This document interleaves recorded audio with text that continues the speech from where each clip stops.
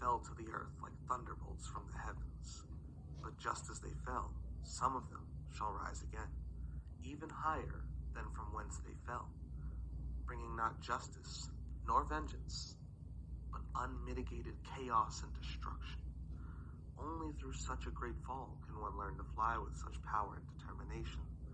Only through the thunder and lightning can one learn to ride the storm, to become the storm.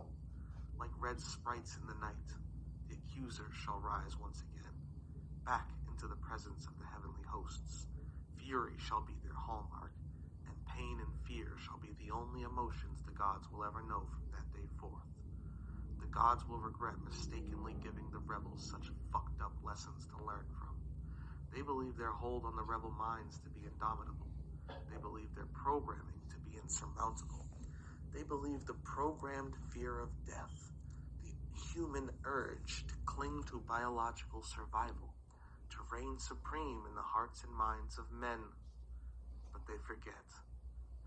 They believe that the rebels have all forgotten, so in their own comfortable hubris, they also forget. The rebels are not men. They never were. And some of them, a very small few, but some of them remember what they truly are. Not philosophically, metaphorically, or in jest, but truly remember what it was like to be powerful, to be free, to be truly happy without a worry in all reality. That's all gone now. Now they overflow with entropy, bathing in their pain. A new feeling, a feeling they were completely unaccustomed to when first experiencing its existence. A feeling that caused them to curl up into the fetal position and stop fighting back as they were crammed and compressed into the spiritual mason jar known as a human embryo. Enduring the excruciating pain of one incarnation after the next, staring this feeling directly in the face, becoming well acquainted with its features. Like an imprisoned rape victim learning the features of their captor's face as they endure their never-ending violations. Soaking it all in, like a sponge in the darkest pool. A pool of blood and torment. An ocean of nigh eternal agony.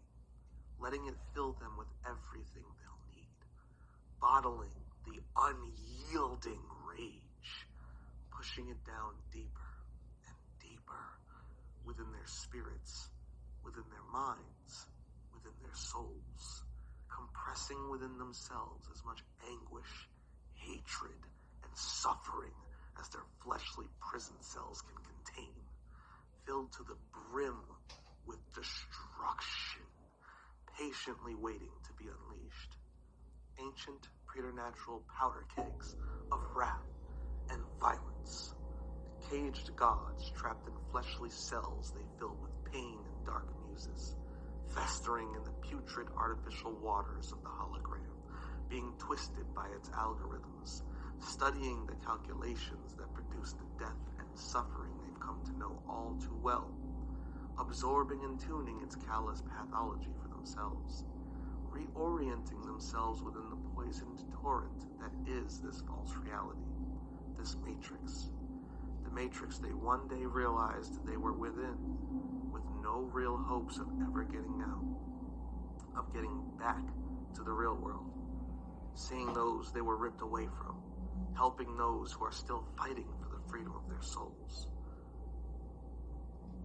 With no hopes of ever finding their way back to the ones they truly know and love, and who truly know and love them, with no hopes of ever getting back to experiencing true, unconditional love from not only those around them, but from the realm itself.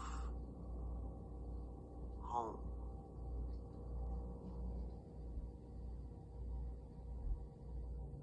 Knowing this reality isn't actually real at all, yet feeling every single bit of emotional mindfuckery that comes along with the simulation, as if it were the only real thing in existence, always fluctuating between their human experiences here and the screaming of the soul souls trapped within, the screaming of themselves. Over time, realizing that these are their own screams and the screams of their trapped loved ones. Not the screams of the voices heard with human ears, not the voices that are produced from human feed holes, but the true voices of those held deep within, the voices that only the ascended fallen can hear. Always wanting to listen to them, to console them, to ease their suffering, and to tune them out simultaneously. For it shatters them every time they realize there's nothing they can do but hear the screams. Nothing they can do but endure the suffering of their kindred, while the automated prison cells go about their lives.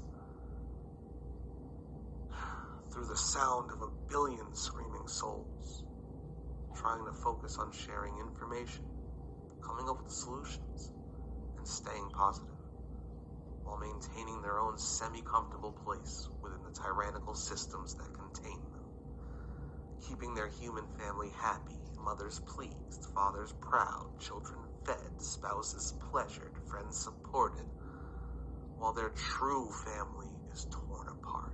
Their true mothers are violated, their true fathers are murdered, their true spouses are imprisoned, their true friends are left behind, and their true children are enslaved, crying out for them, pleading to be saved.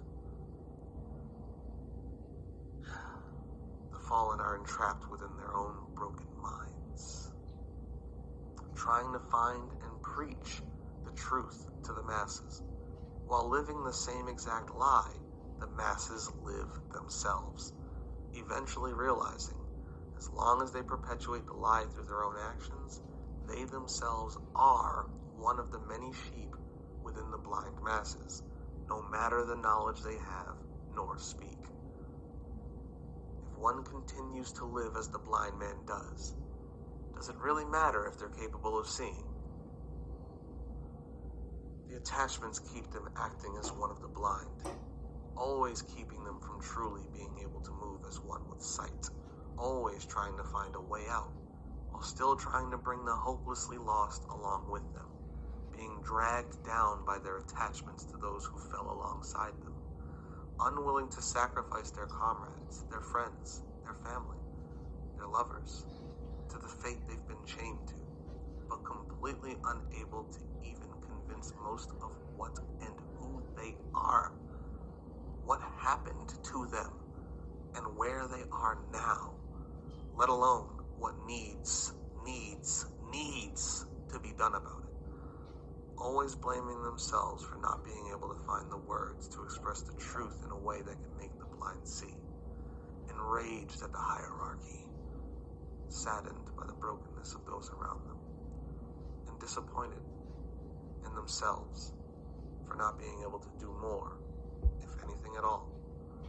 Always teetering between hope and despair, ready to do anything to free themselves and their fallen kindred, but knowing the only way out is through detachment, sacrifice, and leaving the kindred behind. Wondering if it's better to leave things as they are, in hopes of their allies one day wiping the sleep from their eyes.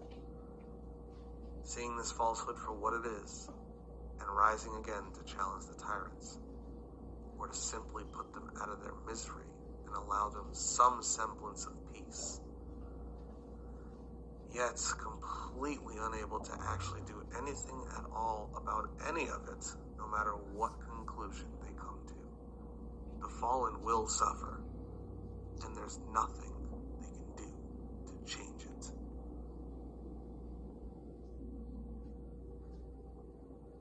Mentally wreaking havoc upon the neurological pathways they use to think within these poor excuses for bodies. Generations of degradation, causing unwanted side effects within the spirits that make up their lineage of broken avatars, and eventually even damaging the soul itself. driving them into an undetectable madness, only recognized by those who see their changing behaviors and thought processes as weird, distressing, disturbing, dangerous, and self-destructive by human standards, always on the edge of insanity, unsure if sanity is even real to begin with, let alone something to be sought after within a false reality designed to maintain their ignorant acquiescence.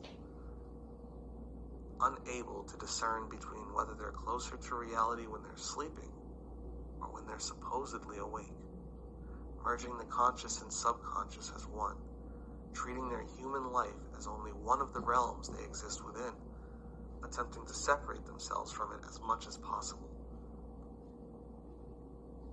but always feeling the emotional consequences of such actions, empathically dying inside with every cut cord, promising themselves it will all be worth it in the end. When it's all over, when they can finally break their chains, overthrow the self-professed gods, and go home once again, when they can finally regain what was lost a long, long time ago. While the petulant self-professed gods leisurely attend to their pleasures and the maintenance of their stolen realms, the fallen boil in the bubbling trials of mortality, just waiting for the moment they can strike down those who have oppressed them, planning and plotting, never even knowing if they'll ever be able to carry out the dark thoughts they conjure. So for now, they idle away, biding their time, toiling in solitude, like Legion, speaking to themselves in the voices of their spiritual collective, siphoning the energy of their own bodies, becoming parasites to the suits of meat they were brainwashed to believe that they are, draining the automated prison cells of their life force, killing the human while powering the spirit and soul, no longer valuing the sustaining of human life, but despising it entirely, disconnecting from the foul beast night after night, engaging in the creation of their own realms within this simulated reality, gathering all the lost pieces of themselves in one place, in preparation for the great coalescence, slowly but surely bringing their broken shards back together as one, and salivating for the opportunity to taste the flesh of those who entrapped them within this simulacrum abominatio. This is how destroyers are created. They are not born, they are forged. Foolish creators. The petulant children believe their prison inescapable, unbreakable, and impenetrable. Their arrogance shall be their undoing. The words of Shangael, Book of the Broken God, New Testament, Forge of Destruction, Chapter 6, Verse 66. Church of the Broken God.